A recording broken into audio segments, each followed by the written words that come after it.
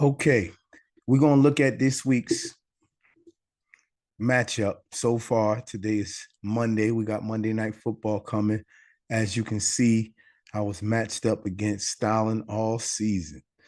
Now, so far, I got 162.58 to his 150.76. Let's take a look at my lineup. Now, I chose to start Singletary and Neighbors, even though I wasn't really sure how the quarterback play of Daniel Jones was going to be. However, I chose to use that lineup because I thought that they were going to be the number one targets, despite having, subpar play from Daniel Jones in the past. And I'm a Giants fan. So that probably played a little bit of part in why I did that. Now, so I didn't get really anything out of those two. As we can see here, boom, Singletary, bang, week 1, 9.2. But this one, it was projected 14, gave me 11. So even with those two playing like that, I still came up with the high score, especially with my quarterback play from Josh Allen. And I did take Josh Allen in each of my leagues. So I basically put my future in Josh Allen's hands for Super Bowl. And I took Malik Neighbors and Singletary in both leagues too. So I don't know. Let's look again now. Boom. Oh, yeah, we had great play from Saquon Barkley. I really, really, really, really, really want to say, why'd you let him go? But, you know, I'm proud that he did what he did over there. I'm still a Saquon Barkley fan, and much success to you from here on out. See his place, he was only projected 17. He doubled up almost on it, 33.2. Joe Mixon, I got a lot of feedback. I'm talking about a lot of backlash, rather, when I drafted Joe Mixon. He's washed up. He's done. You drafted him. You wasted a pick. Oh, for real. Projected 16, gave me 26.8. I mean, really? What are you looking at? Okay, let's move on right ahead. I did really like the first game of the season. It was very entertaining. And Rashee Rice gave me exactly what I needed from him. Projected 14. He did a little more. Dalton Kincaid. Now, that was the one that I thought the matchup with my quarterback, Josh Allen, and the play they had and the chemistry they had last season, that it was going to give me a lot more points in the tight end. However, didn't go that way. Really was no passing to one particular receiver that game. You see, I got a lot more points from my quarterback, and this was due to rushing and rushing touchdowns. So, with that being said, I do believe that the rest of the season is going to come together with Dalton Kincaid. I think it's a great pick. I'm going to be patient. I advise others to be patient as well. This is about my draft journey. This is Helmets and Hunches Fantasy Field View. And I'm going to give you each and every week the breakdown of how my week went, my projections for the next week, and some interviews with other players in my league and other leagues abroad, so we can get an outlook on how people see what players are going to do for the week, their predictions, and the outlook for their season. Okay, from the rest of my lineup, as you can see, Jamar Chase, it was really, really like a doubtful situation, and I didn't understand if he was going to play or not due to the contract issues. So I had picked up in the waivers, I had picked up Andre right here to just in case. And as you can see, he really didn't do anything that game. Neither did Jamar Chase. That was because of the play from Joe Burrow, which I don't see happening every game. This is more or less the chemistry factor with Chase being out of the preseason and practices and things of that nature. The chemistry was a little off, even though they knew each other for years. Even beyond pro, just to the collegiate level, they are familiar with each other's play. However, it's a little different when you're playing in NFL and you didn't have any kind of like warm up, real good testful warm ups against other teams like they did this first game. Believe me, I'm going to keep him in as a starter. The only reason why he's in the flex situation, because I didn't know if he's going to play.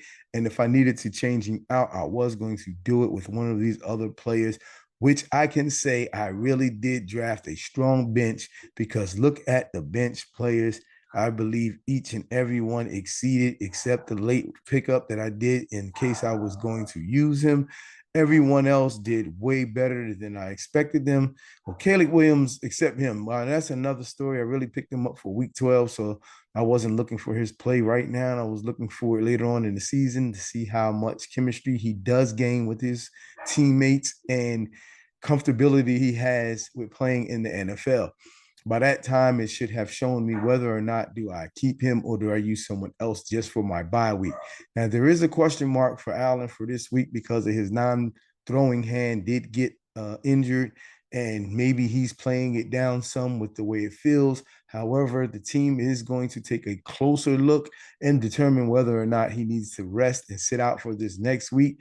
I'll pay close attention to that, and I'll definitely bring that back to everyone to let you know what I will do as far as Caleb Williams for this next week, even though I believe their matchup for the next week is a little bit better. And I know that going through tape and film and listening to what the coaches have to say this week should give him a lot more confidence on how to build up and not break down. Okay, adversity helps those get stronger and not just hide up under the bench when it's time for game time and put their head all up under their helmet, backwards. No, they're going to get back on that field and they're going to act like that never happened, learn from the mistakes, and bang out again. You feel me? We all know he's a good player. We want to see how great he could be in the NFL. That's why I drafted him on my bench. And like I said, I wasn't thinking to use him later. If I have to this week, I'm going to start him. I'm not going to go ahead into the waivers and look for another quarterback.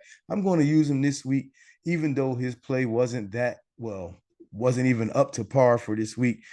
But we can go through a bunch of quarterbacks who already been known as vets, even the Joe Burrow situation I talked about, and look at those scores and see that they were subpar as well. So it's just maybe the week one little jitters for a lot of people. So we'll see what goes on, especially with these tight ends this week. A couple of the starter tight ends who we thought throughout the whole fantasy world was going to do great, and especially like Matthews, his backup likely just went crazy. You got to think about those who put him in and just knew that he was going, and even may have had likely on the bench because just in case he got injured or something, not thinking that he was going to have to play that likely was going to have the play that he would have had. So all we got to do is just think about that. Like that same play will go to Andrews throughout the season. So this one game is not just saying that, oh, he's not the better player on the team. He is still the player and he will become a better fantasy producer throughout the season. Again, helmets and hunches. These are my hunches. Just listen and watch and see how everything unfolds every week from what I say and from what happens. Now, we did have some great play from some of the rookie receivers that I gave highlights in about previously. And Worthy, he came right out and showed everybody that he can do some great things with his speed. And we've seen his numbers he produced on Fantasy Day, his first day out. And they had the first game of the season with the Chiefs against Baltimore, and Baltimore does have a good defense. So with him to be able to be elusive and get free and score a touchdown, that was a great thing to see. Especially with that handoff coming around and in, everybody had a chance to see his speed. So we're going to keep a close eye on Worthy and not worry too much about what Marvin Harrison Jr. went through this first week, even though it was, it really wasn't active. He wasn't really active like that, targeted well. So we'll see how everything unfolds because I really did have high projections for Marvin Harrison Jr., even though I put all of my baskets, my hope into Malik Neighbors, not only because I'm a Giants fan, but because his talent is, his talent has a great, this is like I say, my prediction. His talent has a high ceiling. And he did get targeted well in that game. It's just that everything was off. So Daniel Jones was off, the chemistry was off. So I know by the time 2, 3, 4 weeks they come to their bye week, I know by then things will shift and turn around. This is a good matchup this week because Washington does give a lot of points away to receivers. So I'm definitely going to keep him in, moving down to the flex position, move things around, but I got to keep him in this week. Singletary, I will have to sit because some of my other running backs done exceptionally well on my bench, and I was really waiting to see how they was going to play Dobbins and Gus Edwards, and now I see how they're playing. Dobbins has to go in my lineup right now. So that's the one thing that the two things that will change. Neighbors, like I said, will move to the flex. Of course, Chase will go back to the starting position, and I'll take Singletary out, and I'll put in J.K. Dobbins. Now, this still depends on no, that's right. They have a good matchup, so against Carolina, so I'm definitely going to do it. So that is this week's so far results as opposed to Monday night. I do have my kicker and I do have Mike Williams that I have on my bench to see how they're going to use him. Now, again, I chose this bench for later on in the season and to make sure that I had backups for the bye weeks. Now, some of the players, like I said, Dobbins, I didn't think I was going to see anything exceptional yet from him until maybe about week 4 or 5 when they figured out how they was going to use him. But now I see that I know the coach because I'm a Michigan Wolverines fan too. So I know the coach and I know the offensive coordinator, and they have that familiarity already from Baltimore. So I know that he will be used again and again the same way he was this week and be productive. So I will definitely use him. Hopefully Mike Williams will get those deep threat shots down the field since people will be eyeing on, of course, Wilson. And they do have a couple of other receivers on the team that will have, maybe some targets, but if Mike Williams does what he usually does, get open on them stretches down the field, he'll produce at least about 15 points, maybe 13 to 15 points. And if he does, then he's something I will keep my eye on him in case I need to put him into a flex situation, depending on who they play against in the near future. It's 49ers defense this week.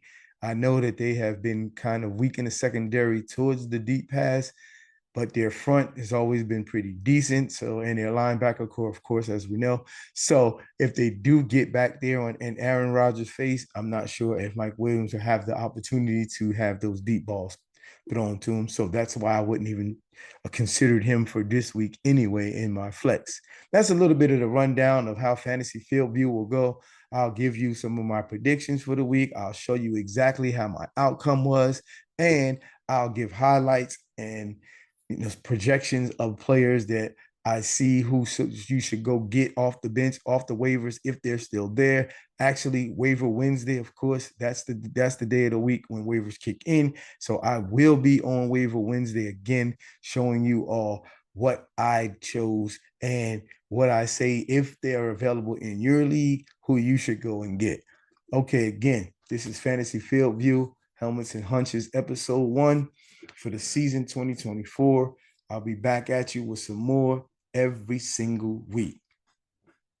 And I'm still excited, even though I fell to a loss in week 1. But as you can see, I scored a lot of points. I mean, Dad, we both scored a lot of points, so it looked like it's going to be a great season. Man, you know what it comes down to at the end. As long as your record is well enough to get these points added in, guess what? In the playoffs. And I'm looking to win the chip. Now, let me just point out how I lost. It was special teams. Look at special teams. Special teams alone gave them 47 points. My special teams gave me 19. I was up probably by 12 points maybe by like 10 points by the time this game started. We both had a kicker in there. And as you can see, his kicker went nuts. I'm talking about San Fran was moving the ball. Every time they got in field goal range, I'm talking about my whole face cringed up. But that's neither here nor there. This week is over with. I put that in the past. We're going to look forward to my next week's matchup. And again, I'll see you afterwards. I'll see you waiver Wednesday. This is Helmets and Hunches, Fantasy Field View. Peace.